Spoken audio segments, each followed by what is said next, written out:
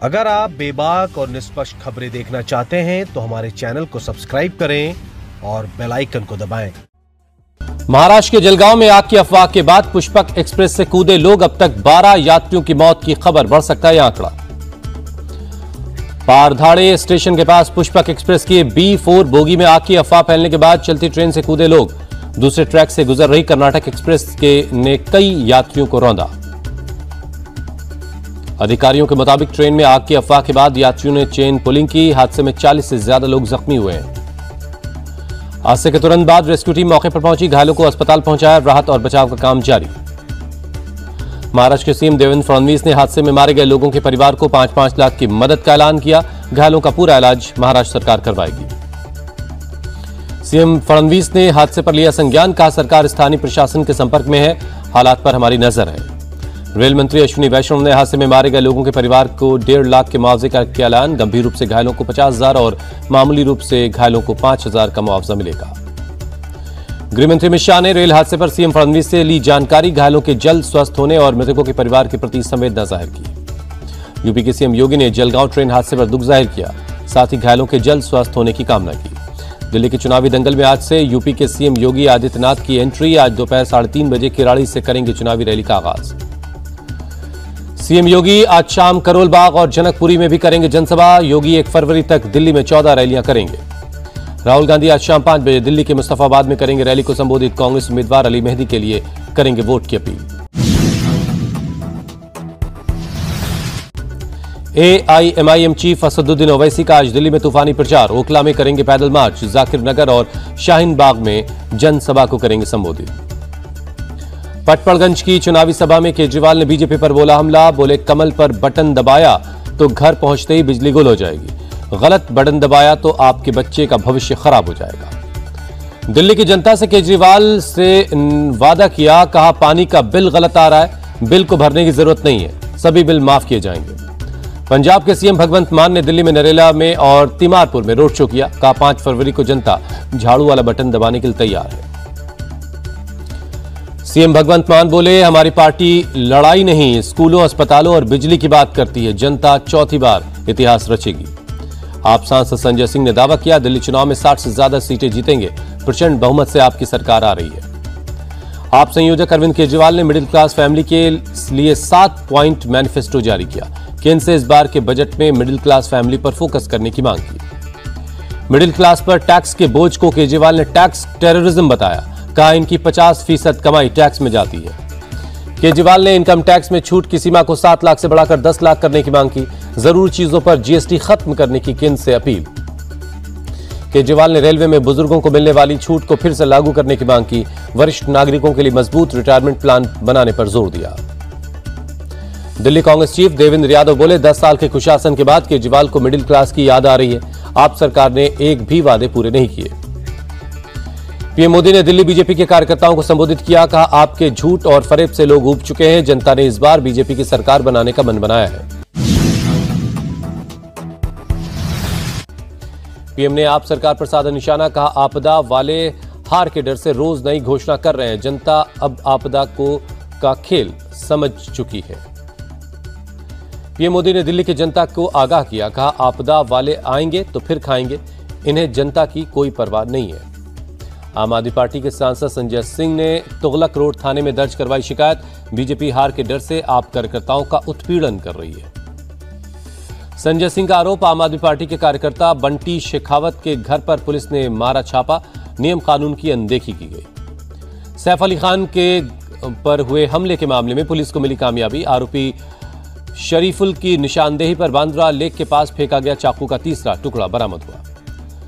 आरोपी शरीफुल को बांद्रा तालाब के पास लेकर गई पुलिस। करीब 1.5 घंटे की तलाशी के बाद एक ट्रेंच से बरामद हुआ चाकू का तीसरा टुकड़ा। मुंबई पुलिस का बयान, सैफ पर हमले के आरोपी के फिंगरप्रिंट्स मिले हैं। हमलावर सैफ के घर से पहले 3 और घरों में गया था, लेकिन एंट्री नहीं मिल पाई थी। सैफ अली खान परिवार की सुरक्षा में निजी गार्ड्स तैनात किए गए। अभिनेता रोनित रॉय की सिक्योरिटी कंपनी के गार्ड्स को तैनात किया गया है। भोपाल में सैफ अली खान की 15,000 करोड़ की पैतृक संपत्ति जब्त होगी। हाईकोर्ट ने सरकार के अधिग्रहण पर लगी रोक को हटा लिया है। कॉमेडियन कपिल शर्मा को ईमेल पर मिली जान से मारने की धमकी। कपिल शर्मा ने अंबोली पुलिस स्टेशन में दर्ज करवाई शिकायत। पुलिस जांच में जुटी है। केंद्रीय कैबिनेट ने किसानों के हित में लिया फैसला। 2025-26 सीजन के लिए जूट की एमएसपी बढ़ाई, 315 रुपए बढ़ाकर 5,650 रुपए प्रति क्विंटल जूट की एमएसपी कर दी गई है। मोदी कैबिनेट की बैठक में एक और बड़ा फैसला हुआ, अगले 5 साल तक नेशनल हेल्थ मिशन जारी रहेगा। बेटी बचाओ बेटी पढ़ाओ अभियान के 10 साल पूरे हुए। गृहमंत्री अमित शाह ने कहा, इस अभियान ने बेटियों के अधिकार, शिक्षा और सम्मान को नई दिशा दी है। प्रयागराज महाकुंभ में यूपी कैबिनेट की बैठक हुई। सीएम योगी और दोनों डिप्टी सीएम समेत सभी कैबिनेट मंत्री शामिल हुए। सीएम योगी ने कैबिनेट के फैसलों की जानकारी दी, कहा कासगंज, हाथरस और बागपत में नए मेडिकल कॉलेज खुलेंगे।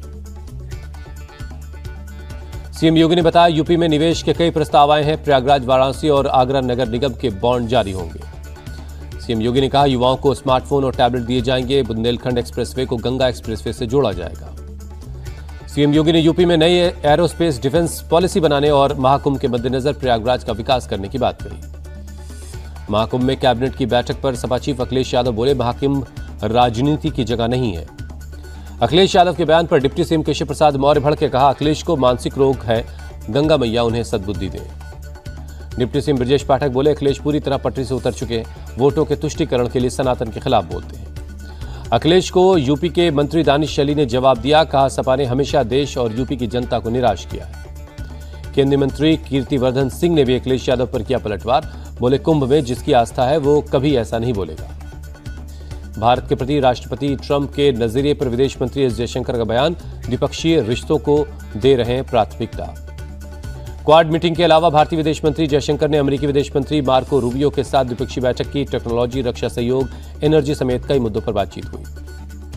मार्को रूबियो ने जयशंकर से बातचीत में भारत से इर्रेगुलर माइग्रेशन पर चिंता जताई, भारत के साथ व्यापार पर जोर दिया। अमेरिकी राष्ट्रपति ट्रंप की एनर्जी पॉलिसी पर बोले केंद्रीय मंत्री हरदीप सिंह पुरी, अमेरिका से भारत में ज्यादा तेल आयात की संभावना है। किसान नेता सरवन सिंह पढ़ेर ने 26 जनवरी को लेकर दिया बयान, का पूरे पंजाब में कई जगहों पर किसान करेंगे प्रदर्शन। किसान नेता ने किया 24 और 25 जनवरी को महापंचायत का ऐलान, 30 जनवरी को शंभू बॉर्डर की तरफ कूच करेंगे बड़ी संख्या में ट्रैक्टर। छत्तीसगढ़ के गरियाबंद में नक्सलियों के खिलाफ ऑपरेशन खत्म हुआ, जवानों ने लगाए भारत माता के जय के नारे। छत्तीसगढ़ पुलिस के मुताबिक ऑपरेशन 16 में 16 नक्सली मारे गए, जबकि 2 जवान जख्मी हैं। AK-47, SLR, इंसास समेत कई हथियार बरामद हुए। नक्सलियों के खिलाफ सफल ऑपरेशन से वापस लौटे जवान, सुरक्षा बलों ने बताया बड़ी कामयाबी। जवानों के मुताबिक 4 दिनों से ऑपरेशन चल रहा था। छत्तीसगढ़ के सुकमा में कोबरा बटालियन और सीआरपीएफ को मिली बड़ी कामयाबी, 21 IED और ग्रेनेड लॉन्चर समेत कई हथियार बनाने के उपकरण भी बरामद हुए हैं। झारखंड के बोकारो में पुलिस और नक्सलियों में मुठभेड़, महिला एरिया कमांडर समेत 2 नक्सली मारे गए, 15 लाख का इनामी नक्सली भी गिरफ्तार हुआ। झारखंड के डीजीपी अनुराग गुप्ता को उम्मीद है कि मार्च तक नक्सलियों को खत्म कर दिया जाएगा, कहा जवानों को दिया गया है नक्सलवाद खत्म करने का टारगेट। बिहार के मोकामा से पूर्व विधायक अनंत सिंह पर नौरंगा जलालपुर गांव में फायरिंग, सोनू मोनू गैंग ने की फायरिंग, बाल बाल बचे अनंत सिंह। नौरंगा जलालपुर गांव में विवाद सुलझाने पहुंचे अनंत सिंह पर सोनू मोनू गैंग ने 60 से 70 राउंड फायर कर दिया। पूरे गांव में बड़ी संख्या में पुलिस बल तैनात किया गया है। दिल्ली के मदनगीर इलाके में आपसी विवाद में 2 गुटों के बीच चाकूबाजी, मुकुल नाम के एक शख्स की अस्पताल में मौत। पुलिस ने चाकूबाजी के 3 आरोपियों को पकड़ा है, तीनों आरोपी नाबालिग हैं। मृतक मुकुल का पड़ोसी एक नाबालिग आरोपी है। पुणे के पिंपरी चिंचवाड़ में एक कार ने एक महिला और उसके बच्चे को मारी टक्कर, महिला को हल्की चोट आई, बच्चे को हुआ फ्रैक्चर। मध्य प्रदेश के इंदौर पुलिस ने 7 बदमाशों का मुंडन करवाकर ढोल नगाड़ों के साथ जुलूस निकाला, बर्थडे पार्टी को लेकर पुलिस से विवाद हुआ था। मध्य प्रदेश के मुरैना में बंदूकों के साथ रील्स बनाना एक युवक को बड़ा महंगा, गिरफ्तारी के बाद युवक ने कहा हथियार उठाना पाप है। गणतंत्र दिवस से पहले राजस्थान के जैसलमेर बॉर्डर पर हाई अलर्ट, बीएसएफ के जवान इंटरनेशनल बॉर्डर पर लगातार चौकसी बरत रहे। प्रयागराज महाकुंभ का आज 11वां दिन है, बड़ी संख्या में लोग संगम में स्नान कर रहे हैं। अब तक 9 करोड़ 73 लाख लोगों ने गंगा में स्नान किया है। फिल्म एक्ट्रेस भाग्यश्री पूरे परिवार के साथ संगम में स्नान करने के लिए पहुंची, महाकुंभ के इंतजाम को बताया अलौकिक। जम्मू कश्मीर के उपराज्यपाल मनोज सिन्हा प्रयागराज में निरंजनी अखाड़ा पहुंचे, महामंडलेश्वर कैलाशानंद गिरी महाराज से आशीर्वाद लिया। प्रयागराज की चायल सीट से सपा विधायक पूजा पायल महाकुंभ की तैयारी की हुई मुरीद, कहा योगी का इंतजाम दुनिया में बना मिसाल। प्रयागराज महाकुंभ में बड़ी संख्या में पहुंचे विदेशी साधु संत अपने अपने पंडाल में भजन कीर्तन कर रहे हैं। महाकुंभ पहुंचे पहलवान बाबा युवाओं को हेल्थ और फिटनेस को लेकर कर रहे हैं जागरूक। युवाओं से देसी खाने पीने की अपील कर रहे हैं। बाबा एक हाथ पर पुशअप्स लगाते हैं। प्रयागराज के महाकुंभ में इस्कॉन ने किया श्रद्धालुओं के लिए भंडारे का आयोजन। मेला क्षेत्र में हर दिन लाखों लोगों को करवाया जा रहा है भोजन। दिल्ली एनसीआर में देर रात हुई बारिश ने बदला मौसम का मिजाज। ठंड बढ़ने की जताई जा रही संभावना। दिल्ली में बेघरों के लिए सहारा बन रहे रैन बसेरे। ठंड से बचाव के लिए लोग रैन बसेरों में शरण ले रहे हैं। 26 जनवरी को अलग अलग राज्यों की झांकियां तैयार हैं। कलाकार लगातार कर रहे हैं प्रैक्टिस। कर्तव्य पथ पर गणतंत्र दिवस परेड में सभी झांकियां शामिल होंगी। दिल्ली में गणतंत्र दिवस को लेकर सुरक्षा के कड़े इंतजाम। पुलिस की टीम ने कई इलाकों में सुरक्षा व्यवस्था का जायजा लिया। गुजरात के वडोदरा में एयर शो का आयोजन हुआ। एयरफोर्स की सूर्य किरण टीम ने आसमान में दिखाए हैरत अंगेज करतब। महाराष्ट्र के देवलाली में आर्मी का सालाना फायर पावर अभ्यास हुआ। आर्टिलरी रेजिमेंट के अभ्यास में जमकर गरजे स्वदेशी तोप।